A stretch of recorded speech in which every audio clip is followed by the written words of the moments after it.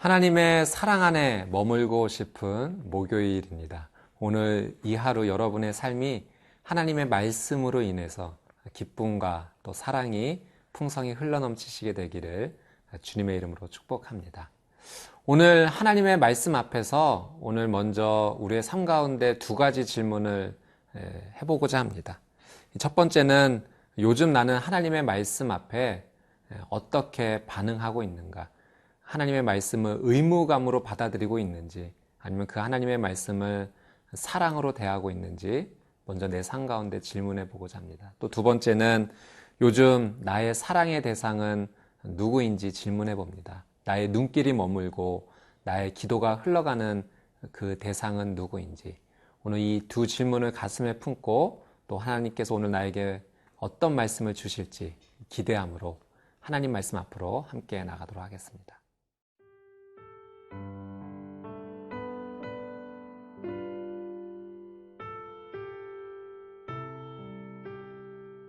누가복음 14장 1절에서 14절 말씀입니다. 안식일에 예수께서 한 바리새인 지도자의 집에 떡 잡수시러 들어가시니 그들이 엿보고 있더라. 주의 앞에 수종병 든 한 사람이 있는지라. 예수께서 대답하여 율법 교사들과 바리새인들에게 이르시되 안식일에 병 고쳐주는 것이 합당하냐 아니하냐. 그들이 잠잠하거늘 예수께서 그 사람을 데려다가 고쳐 보내시고 또 그들에게 이르시되 너희 중에 누가 그 아들이나 소가 우물에 빠졌으면 안식일에라도 곧 끌어내지 않겠느냐 하시니 그들이 이에 대하여 대답하지 못하니라. 청함을 받은 사람들이 높은 자리 택함을 보시고 그들에게 비유로 말씀하여 이르시되 내가 누구에게나 혼인잔치에 청함을 받았을 때에 높은 자리에 앉지 말라. 그렇지 않으면 너보다 더 높은 사람이 청함을 받은 경우에 너와 그를 청한 자가 와서 너더러 이 사람에게 자리를 내주라 하리니 그때에 네가 부끄러워 끝자리로 가게 되리라. 청함을 받았을 때에 차라리 가서 끝자리에 앉으라. 그러면 너를 청한 자가 와서 너더러 벗이어 올라앉으라 하리니 그때에야 함께 앉은 모든 사람 앞에서 영광이 있으리라. 무릇 자기를 높이는 자는 낮아지고 자기를 낮추는 자는 높아지리라. 또 자기를 청한 자에게 이르시되 네가 점심이나 저녁이나 베풀거든 벗이나 형제나 친척이나 부한 이웃을 청하지 말라. 두렵건대 그 사람들이 너를 도로 청하여 네게 갚음이 될까 하노라. 잔치를 베풀거든 차라리 가난한 자들과 몸 불편한 자들과 저는 자들과 맹인들을 청하라. 그리하면 그들이 갚을 것이 없으므로 네게 복이 되리니 이는 의인들의 부활 시에 네가 갚음을 받겠음이라 하시더라. 1절 말씀입니다. 안식일에 예수께서 한 바리새인 지도자의 집에 떡 잡수시러 들어가시니 그들이 엿보고 있더라. 예수님께서 한 바리새인과 함께 식사를 나누는 장면입니다. 사실 바리새인과 예수님의 관계는 그리 썩 좋은 관계는 아닙니다. 이 둘 사이에는 긴장감이 흐르죠. 바리새파 사람들은 예수님을 적대시했고 또 예수님을 모함하고 음모에 빠뜨리고자 했습니다. 근데 예수님께서 그것을 아시면서도 이 바리새파 사람들을 자주 만나 주시는 장면을 성경에서 봅니다. 오늘 말씀에서도 예수님은 그 집에 들어가 함께 식사를 나누시죠. 왜 그들을 만나 주시는 걸까? 그들도 복음이 필요하기 때문에 그렇습니다. 예수님은 그런 넓은 마음으로 많은 사람들을 만나 주셨습니다. 오늘 저희의 삶도 이 예수님의 마음으로 사람들을 만나야 되지 않을까 합니다. 나를 좋아해 주는 사람만 대하는 것이 아니라 비록 불편한 관계에 있더라도 복음을 위해서 많은 사람을 예수님의 마음으로 만나는 하루가 되시기를 주님의 이름으로 축복합니다. 2절과 3절 말씀에 이런 말씀이 있습니다. 주의 앞에 수종병 든 한 사람이 있는지라. 예수께서 대답하여 율법 교사들과 바리새인들에게 이르시되 안식일에 병 고쳐주는 것이 합당하냐 아니하냐. 역시 바리새파 사람들이 예수님 앞에 예수님을 시험하고자 병든 한 사람을 데리고 왔습니다. 수종병 든 사람입니다. 이 수종병은 몸 각 신체 부위에 물이 고여 있어 살이 썩고 아픈 그런 병입니다. 당시에 이 병은 이제 불치병이었죠. 바리새파 사람들은 안식일에 병을 고치는 것을 금했습니다. 당장 응급한 일이 아니라면 안식일에 병을 고치는 것을 금했죠. 예수님 앞에 이 수종병 든 사람을 데리고 와서 예수님이 어떻게 할지 지켜본 것입니다. 예수님은 이 바리새파 사람들의 행동에 앞서서 이렇게 질문하십니다. 안식일에 사람의 병을 고치는 것이 합당하냐 아니하냐.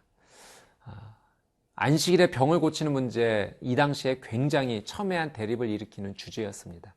그러나 예수님 이것을 회피하지 않으셨습니다. 그리고 그들에게 질문하시면서 이 문제를 풀어가시는 것을 보게 됩니다. 사랑하는 여러분, 우리의 삶 가운데 사탄도 우리를 유혹하고 넘어뜨리고자 합니다.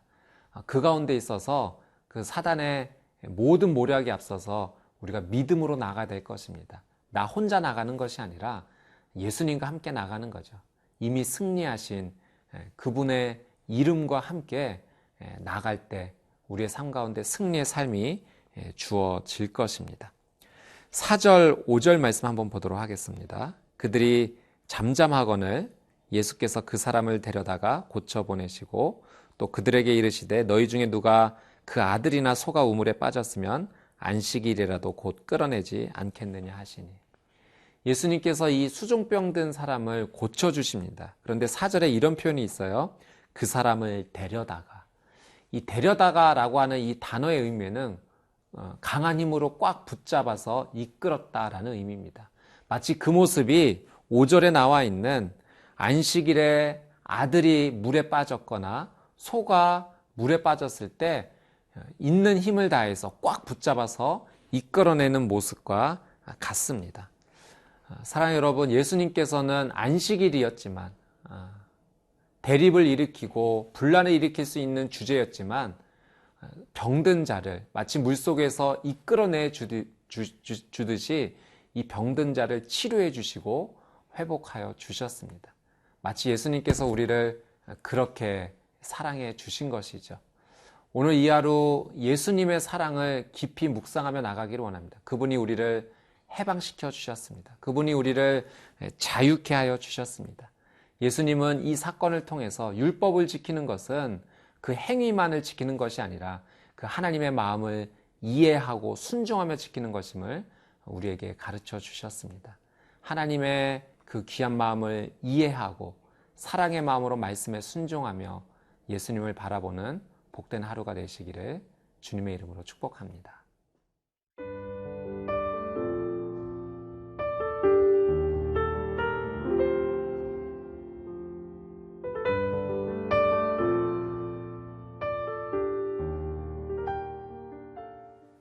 예, 8절과 9절 말씀 함께 보겠습니다. 내가 누구에게나 혼인잔치에 청함을 받았을 때 높은 자리에 앉지 말라.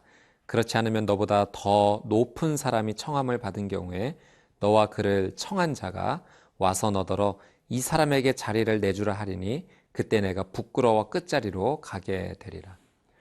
예수님께서 바리새파 사람들에게 이 겸손에 대해서 교훈해 주시는 내용입니다. 높은 자리에 가서 앉지 말라라고 하는 것이죠. 이 높은 자리에 가서 앉는다라는 이 표현, 마치 경쟁적으로 내가 그 자리에 앉아야 된다라고 말하면서 올라가는 모습입니다.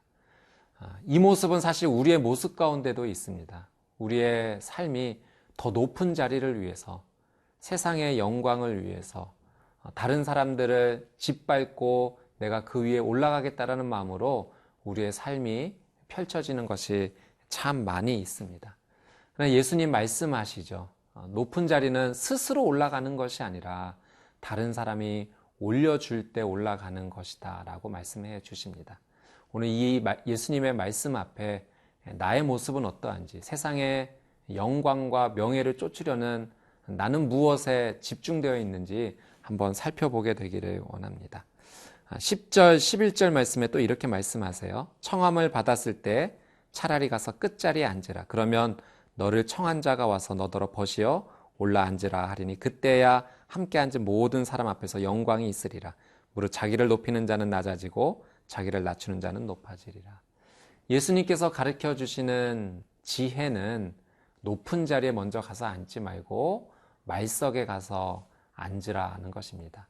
높은 자리에 있다가 내려와서 수치를 당하지 말고 낮은 자리에 있다가 주인의 권유에 높은 자리로 가는 것이 더 영광스러운 것이다 라고 가르쳐 주십니다. 이 8절부터 11절 말씀에 이 내용을 통해서 강조되는 한 사람이 있습니다. 그것은 높은 자리에 올라가는 사람도 아니고 나중에 더 높은 사람이 완 그 사람도 아닙니다. 바로 주인입니다.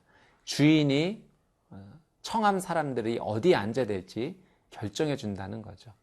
이것은 심판대에 앉으신 하나님의 모습을 예수님께서 비유로 가르쳐 주십니다.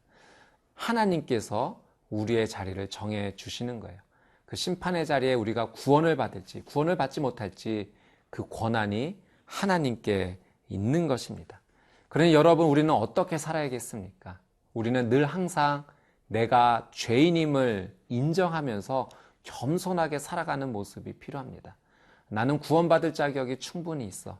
나는 올라갈 자격이 충분히 있어 라고 살아가는 인생이 아니라 하나님, 저는 어찌할 수 없는 죄인입니다. 하나님의 은혜 없이는 살아갈 수 없습니다 라고 고백하며 살아가는 겸손한 자, 그때 하나님께서 높여주신다라고 하는 사실이죠. 여러분, 오늘 내 자리가 어떤 자리인지 너무 그곳에 신경 쓰지 마십시오. 내 자리를 정해 주시는 분은 하나님이십니다. 그러니 겸손한 마음으로 하나님을 사랑하고 이웃을 사랑할 때 하나님께서 우리를 높여 주실 것입니다. 우리는 겸손한 행동을 하는 자가 아니라 그 존재 자체가 겸손한 자가 되어야 할 것입니다. 12절 말씀에 예수님께서 아주 특별한 말씀을 해 주시는데요.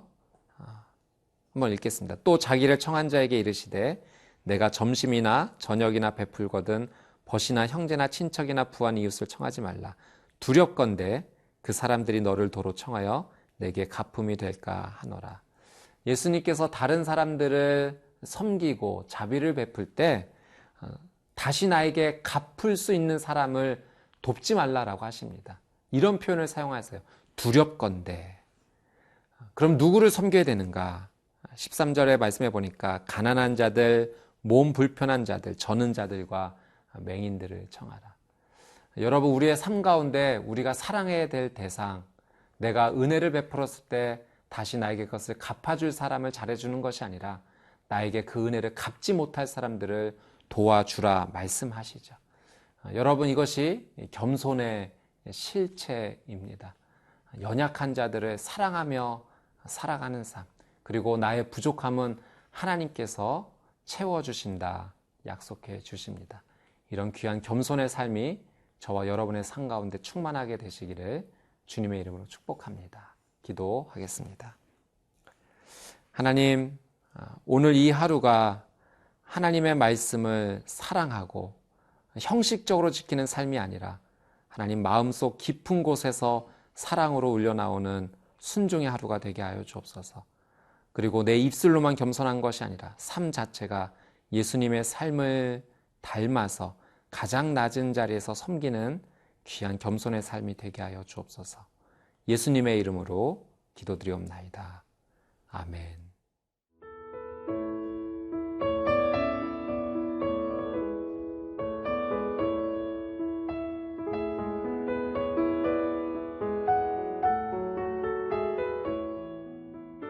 이 프로그램은 시청자 여러분의 소중한 후원으로 제작됩니다.